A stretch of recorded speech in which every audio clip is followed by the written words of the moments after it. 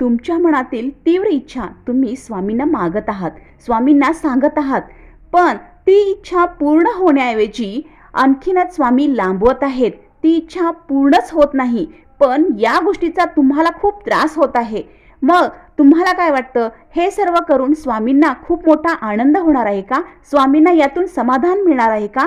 तर अजिबातच नाही. पण भक्त हो, तुम्ही हे लक्षात घ्या, स्वामी महाराज आपली इच्छा पूर्ण होण्यासाठी नाकार देत आहेत. ती आपली इच्छा पूर्ण होण्याची जी वेळ आहे ती लांबवत आहेत.